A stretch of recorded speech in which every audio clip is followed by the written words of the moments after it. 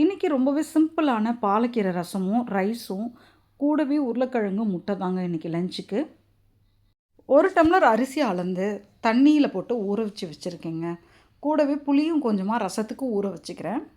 சாதம் குக்கரில் வைக்கிற பழக்கம் இல்லைங்க. மேக்ஸிமம் நான் வடிக்க தான் செய்வேன். சாதம் வடிக்கிறதுக்காக முதல்ல தண்ணி வச்சுக்கிறேன். ஸ்டவ்வில் வச்ச தண்ணி சூடாகிறதுக்குள்ளே அரிசியை வாஷ் பண்ணி எடுத்துக்கலாம். ஒரு பெரிய பாத்திரத்தில் அரிசியை போட்டு நல்லா வாஷ் பண்ணிக்கிறேன். 3 தண்ணி விட்டு நல்லா வாஷ் பண்ணிவிட்டு 4வது தண்ணியை கொஞ்சமாக எடுத்து வச்சுக்கிறேங்க ரசத்துக்காக.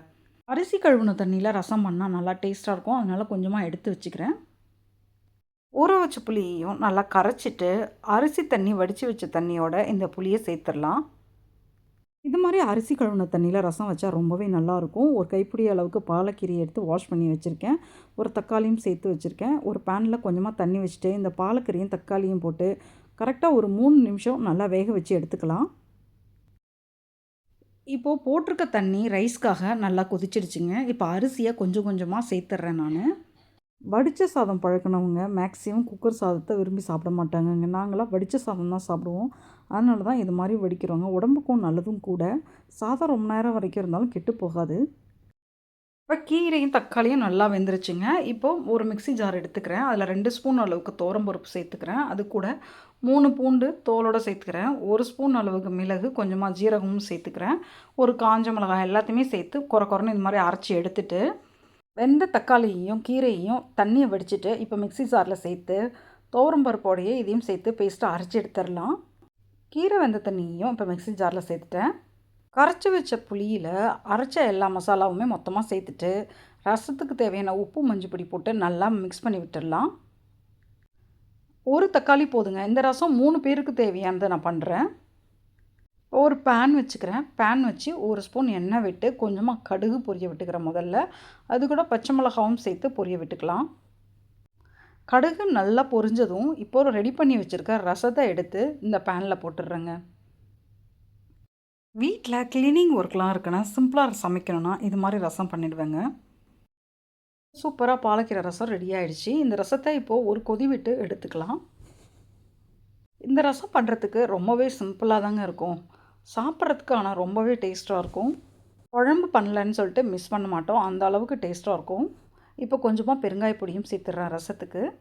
ரசத்தை லைட்டாக ஒரு கொதி விட்டு எடுத்துடலாம். சாதம் ரெடி ஆகிறதுக்குள்ளேயே இப்போ ரசமும் ரெடி ஆகிடுச்சுங்க கையோட. எல்லா பருப்பு ரசம் மாதிரியும் இதுவும் லைட்டாக நுர கட்டிடுச்சுங்க. நுர கட்டவுடனே எடுத்துடுறேன் நான். ரெடியான ரசத்தை ஹாட் பாக்ஸில் ஊற்றி வச்சிடுறேங்க. லைட்டாக ரசத்தில் ரெடியானதும் கொஞ்சமாக தண்ணி விட்டுக்கணுங்க. நான் கொஞ்சமாக தண்ணியும் விட்டுட்டேன் ரசத்தில். ரசம் கடுத்து போகாமல் இருக்குங்க. நம்ம எப்படி ரசம் என்ன டேஸ்ட்டில் வச்சோமோ அதே டேஸ்ட்லேயே இருக்கும். ஈஸியாக பாலக்கீரை ரசம் ரெடி ஆகிடுச்சு பாருங்கள் இன்றைக்கி. இது தாங்க எங்கள் வீட்டு லஞ்சு. இது சூப்பாக குடிக்கணுன்னா கூட குடிச்சிக்கலாங்க. இப்போ கோல்டுலாம் வீட்டில் பிடிச்சிருக்குன்னா யாருக்காவது இது மாதிரி பண்ணி கூட கொடுக்கலாங்க. எங்கள் வீட்டில் நான் ரசம் வச்சதுமே ஒரு பவுல் போட்டு கொடுத்துருவேன். எல்லாருக்குமே சூப்பாக குடிச்சிக்குவாங்க. இப்போ அடுத்து உருளைக்கிழங்கு ஃப்ரை தாங்க பண்ண போகிறேன். இதுவும் ரொம்ப சிம்பிளாக தான் பண்ண போகிறேன். ரவுண்டாக கட் பண்ணிக்கிட்டேன் உருளைக்கிழங்கு. இது மாதிரி ஸ்லைஸாக கட் பண்ணிக்கிட்டேன். உருளைக்கிழங்குக்கு இப்போது உப்பு, மிளகாய் பொடி, கொஞ்சமாக மஞ்சப்பொடி எல்லாமே சேர்த்து நல்லா பிசைஞ்சிட்டு தோசைக்கல்லில் போட்டு எடுக்க போகிறேங்க.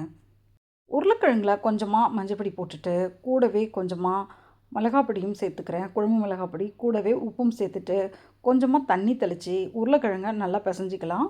மசாலா எல்லா இடத்துலையும் படுற மாதிரி நல்லா பிசைஞ்சிக்கலாம்.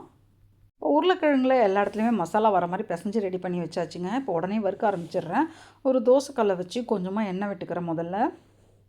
எண்ணெய் சூடானதும் ரெடி பண்ண உருளைக்கிழங்கை எல்லாத்தையுமே அடிக்கிறேங்க. இப்போ வீட்டில் ஏதாவது வேலை இருக்குன்னா சிம்பிளாக இது மாதிரி சமையல் தாங்க பண்ணுவேன் நான். வெளியில் காசு கொடுத்து நம்ம வாங்கி சாப்பிட்றதோட சிம்பிளாக இது மாதிரி ஒரு ஹெல்த்தியான ரசம் வச்சுட்டு உருளைக்கிழங்கு பண்ணி கொடுத்தா ஈஸியாக சாப்பிட்ருவாங்க. மறுபுறம் இந்த உருளைக்கிழங்கை மறுபுறம் திருப்பி போட்டுருங்க நான். இன்றைக்கி சாட்டர்டேன்றதால சிம்பிள் லஞ்சு தாங்க. க்ளீனிங், வாஷிங் எல்லாமே இருக்கும். எங்களுக்கு நாளைக்கு தான் வீக் ஃபஸ்ட்டு டே ஸ்கூலுங்க. சண்டே தான். அதனால் அதுக்கான ப்ரிப்ரேஷனே ஜாஸ்தியாக இருக்கும் இன்றைக்கி. இப்போது சூப்பராக உருளைக்கிழங்கு ரெடி ஆகிடுச்சுங்க. இப்போ எடுத்து வச்சிடுறேன் நான். சிம்பிளாக கொஞ்சம் டைம் கிடைச்சாலே போதுங்க. ஈஸியாக அந்த உருளைக்கிழங்கு ஃப்ரையும் ரசத்தையும் ஈஸியாக வச்சு விட்டுடலாம். உருளைக்கிழங்கு சூப்பராக மொறுமொறுன்னு ரெடி ஆகிடுச்சுங்க. சாதமும் வெந்துருச்சு. சாதத்தையும் தனியாக வடித்து எடுத்து வச்சுட்டேங்க நான். சாதம் சூடாக இருக்குது. பருப்பு மிக்சியில் அரைச்சி போட்டதால் ரசம் ரொம்பவே நல்லா இருக்குங்க. திக்காக இருக்குது.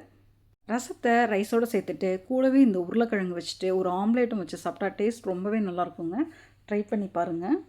இன்னைக்கு ரொம்பவே சிம்பிளான லஞ்சா இருந்தாலும், இதிலேயே ஹெல்த்தியான லஞ்ச் தான் நான் குடுக்குறேன். கடையில எவ்வளோ தான் காசு போட்டு வாங்கினாலும், நம்ம வீட்ல வைக்கிற ரசத்துக்கு ஈடு இணையே இல்லைங்க. இத மாரி ரசத்த நீங்க ட்ரை பண்ணி பாருங்க. ரொம்பவே நல்லாயிருக்கும். சேனல்ல வர எல்லா ரெசிபிக்களையுமே தொடர்ந்து செக் பண்ணுங்க.